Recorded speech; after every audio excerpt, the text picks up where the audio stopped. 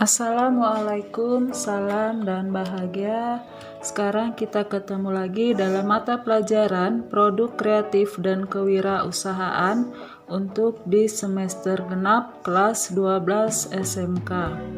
Oke, terlebih dahulu sebelum belajar, marilah kita berdoa menurut agama dan kepercayaan kita masing-masing. Baiklah, untuk semester genap ini kita akan membahas mengenai paparan deskriptif, naratif, argumentatif, atau persuasif tentang produk atau jasa. Baiklah, sekarang kita akan masuk pada materi atau pembahasan yang pertama, yaitu paragraf deskriptif.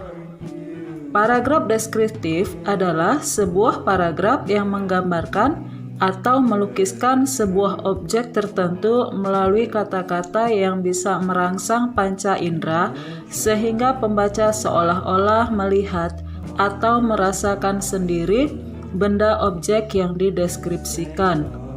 Kemudian paragraf naratif. Paragraf naratif adalah jenis karangan yang mengungkapkan suatu kisah, peristiwa, atau pengalaman pribadi berdasarkan urutan-urutan kejadian atau peristiwa. Paragraf naratif merupakan paragraf yang berisi tentang pemaparan suatu kejadian yang dirangkai dalam kesatuan waktu.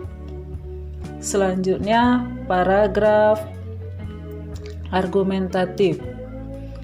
Paragraf argumentatif adalah sebuah paragraf yang gagasan utamanya dikembangkan dengan cara menjabarkan pendapat, ulasan, bahasan, atau ide pribadi penulisnya. Tujuan dari paragraf ini adalah untuk meyakinkan atau memengaruhi pembaca agar memiliki pendapat yang sama. Kemudian yang terakhir, paragraf persuasif. Paragraf persuasif adalah paragraf yang isinya berusaha untuk merebut perhatian pembaca. Paragraf ini disajikan secara menarik, meyakinkan mereka bahwa pengalaman yang disiratkan itu merupakan suatu hal yang amat penting. Karena itu terkadang paragraf persuasi sering digunakan sebagai paragraf propaganda oleh lembaga kesehatan, pemerintah, dan lain-lain. Sekarang kita akan melihat contoh paparan deskriptif, naratif, argumentatif, atau persuasif tentang produk atau jasa. Sebagai contoh yaitu produk souvenir. Ada beberapa contoh dari produk souvenir seperti gantungan kunci, bros, tasbih, dan lain sebagainya. Sekarang kita lihat bagaimana pemaparan deskripsinya naratif, argumentatif, maupun persuasif tentang produk souvenir ini. Sekarang kita lihat bagaimana paparan deskriptifnya. Pernikahan merupakan hal yang sangat membahagiakan bagi dua insan. Pemberian barang kepada para tamu undangan merupakan ungkapan kebahagiaan dan sebagai ucapan terima kasih atas doa restu yang telah diberikan oleh para tamu undangan kepada kedua mempelai.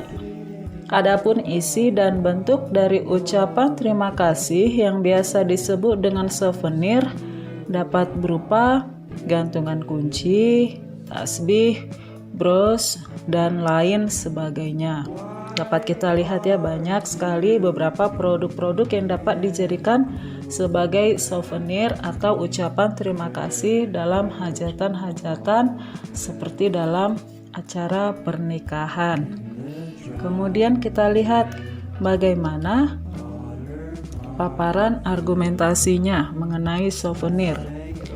Adat dan budaya yang ada di Indonesia membuat bisnis ini semakin digemari konsumen, terutama bagi dua insan yang akan menikah dengan berbagai penawaran harga yang relatif bisa terjangkau. Pemberian souvenir pun bisa menunjukkan status sosial bagi pengantin. Jika souvenir terdiri atas barang mewah, maka pengantin tersebut masuk dalam kategori kelas sosial atas. begitupun sebaliknya.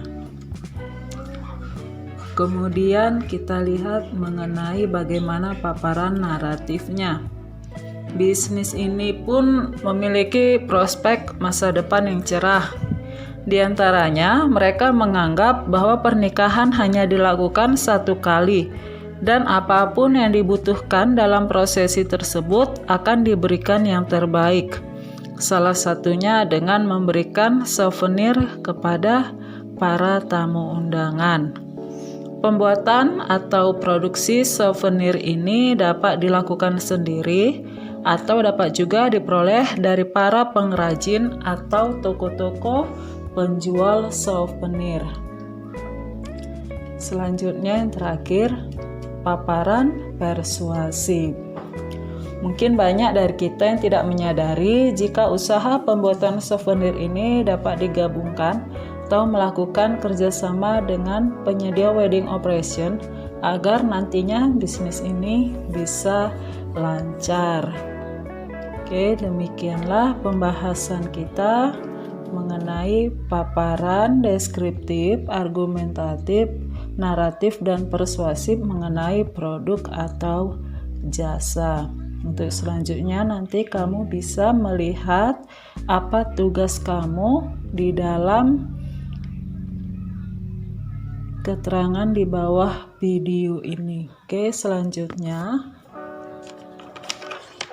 demikianlah pembelajaran kita. Sekian dan terima kasih. Salam.